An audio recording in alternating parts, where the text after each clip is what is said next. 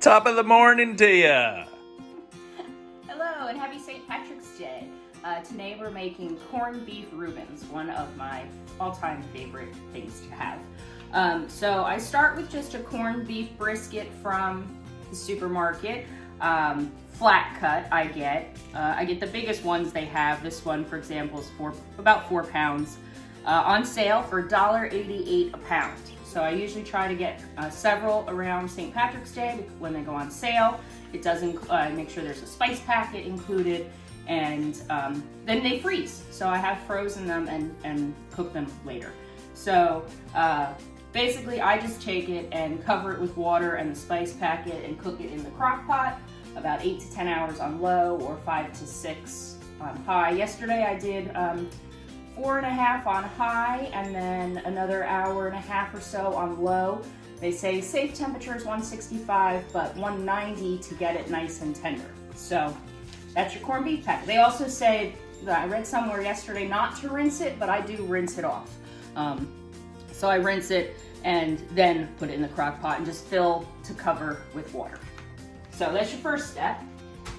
And so I cooked yesterday a corned beef, and then I shred it just like I would pulled pork or pulled chicken. So I use the griddler, but you can also use a griddle on top of your stove or just a regular frying pan. And I'm going to make this today. I'm actually going to be making a couple for friends and family to cook at their house. So I kind of wanted to also show them how to maybe disassemble it as they're cooking it. So while I butter the bread, and you can use tongs. When I'm making it for us, I usually just use my hands because it's easier. So you could just cook it right on the sandwich, but I like to reheat and get the meat hot again. Also starts to melt any of that fat. I trim mine pretty small, and you know, it has that really big piece of fat, so I take that off and then I try to pull it apart and get some of the fat out throughout as well. But if you like the fat, you can keep the fat. So that's that. And then we butter our bread. I have right here the Kerrygold Pure Irish butter. When I make grilled cheese, I usually use mayonnaise, so you could also do that. I'm seeing this isn't actually very soft, so I might go ahead and use some mayonnaise, or you can melt the butter or use butter spray or whatever you want. After a bit of leprechaun magic, we have some mayonnaise. So I'm gonna actually use mayonnaise. The butter wasn't spreading, so I'm gonna be lazy and use the mayonnaise. I like the crispiness that it puts on the bread anyway. So, and then I start to brown the bread. We make these for a large group at a party at our friend's house each year. So we make quite an assembly line. We butter all the bread first, and we do all the, of course I picked the mayonnaise that's barely got anything in it. So you can butter all your bread. Don't worry about matching the tops. You know, we used to try to match the tops to the bottoms perfectly, and then we realized no one cares. They just want to eat yummy food. So,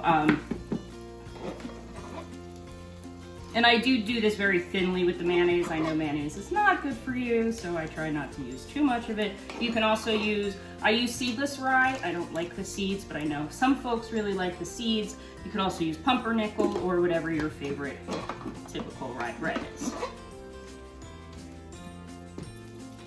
We're planning on my part with the mayonnaise and the butter. All right. So I've got that on, and then as the meat is cooking, and I'll mix it around a little bit, starts to release some of the goodness. Then I'll put the cheese on. I've got Havarti because it was an interesting sale at Costco the other day. So I've got Havarti, and I picked up some Alpine Lace Swiss. Again, you can use any kind of cheese that you want. Since this bread's kind of thin, I'll just kind of spread it out in a layer.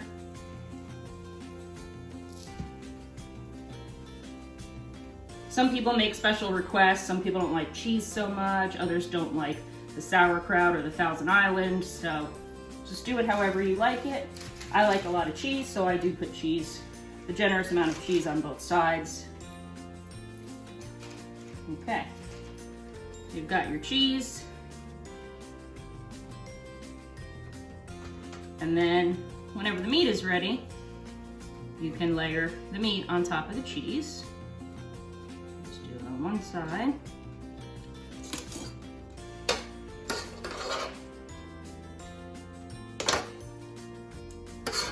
And I know some people will do slices of corned beef. We like the shreds. I don't know, it's just got a nice flavor. I like the cut, the way it cuts that way. So I try to spread it out somewhat evenly. You can be generous or stingy with your meat, whatever you prefer, however much you have. Then sauerkraut comes next. So again, when it's just us, I use my hand to squeeze out any of the additional liquid. You can spread it as generously or as non-generously as you'd like. You can also strain that ahead of time. This also freezes, so you can save some for later. You can have some hot dogs. Okay, that should be enough of that. And then Thousand Island dressing. I like Ken's, but you know, whosever you like is fine. Okay. And again, as generous or as light as you'd like.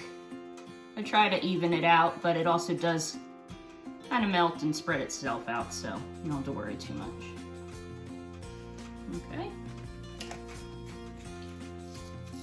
And usually when I've been doing that, the bread will have browned a bit and will have melted the cheese a little bit more. And then once the bread is good on both sides, I'll let that cook for a bit. And then we'll put the sandwich together, close the lid, and let it finish grilled cheesing itself. Okay, fast forward, I've been checking the bread underneath to get it to the desired doneness that I like of the crust.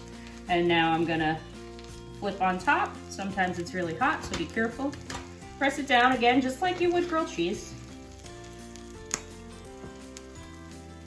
Okay. And then if you have the press, like I do, you close the top. If you are just doing it on the regular frying pan, you would do it as normal. And also then always make sure, if you're doing it in the frying pan, I flip them a lot when I'm making them at the party. So get tongs or something like this that you can flip the whole thing together because they do fall apart. Oh, that looks perfect. Perfectly brown for my liking. And again, not an exact science. If you want to add a little spray, make sure you keep your pan sprayed nicely at all times. You can spray the top a little bit. You can hear it sizzling. And I don't worry about it looking perfectly messy or, you know. Okay, now we're going to close the top. We'll see you in a couple minutes. And just enough to let the cheese melt and everything meld together.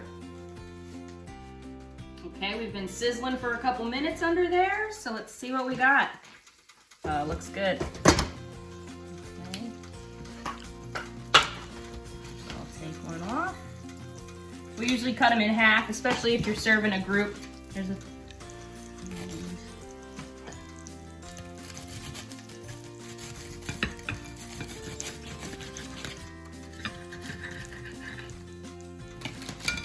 And look at all the yummy goodness in there. Cheesy, sauerkraut, meat, sauce, yummy.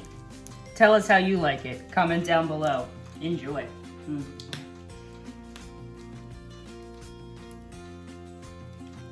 That looks great. All right, it's cooled down enough. So we've got them all cut, ready to eat. Let's try it.